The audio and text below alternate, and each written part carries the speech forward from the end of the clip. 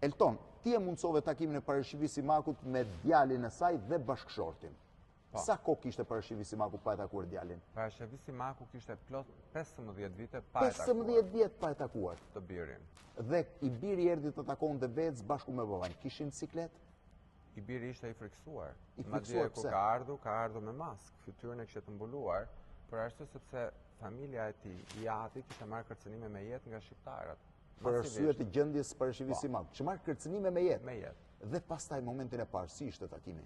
Takimi ishte emocional, kuptohet shumë njerëz prisnin që të ishte me ulërima, por ajo është Parashivi Simaku dhe ishte në nivelet më të larta të emocionit të një artiste të nivelit të saj. Si shkon sot ajo me djalin?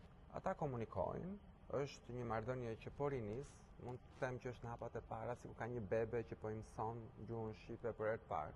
Po me ish bashkëshortin? Komunikojnë, kuptohet që ata janë të dy të rritur dhe do të vendosin nëse do të kenë një marrëdhënie apo jo. Por fokusi i Parashivi Simakut është i biri, është Luka. A ka pasur përgjegjësi e fundit? A ka pasur përgjegjësi bashkëshorti për gjendjen e saj? Parashivi Simaku e bën atë pa përgjegjësi. Pa përgjegjësi bashkëshortin. Po. Dhe ajo zgjodhi vetë që qëndronte në rrugë. Ajo zgjodhi të qëndronte në rrugë për të rigjetur të birin, të cilin gjykata ja kishte hequr, ja kishte larguar, dhe për të qëndruar larg gjithë zhurmës dhe tymnajës alla shqiptare. 5 vjet qëndroi jashtë në qell të hapur?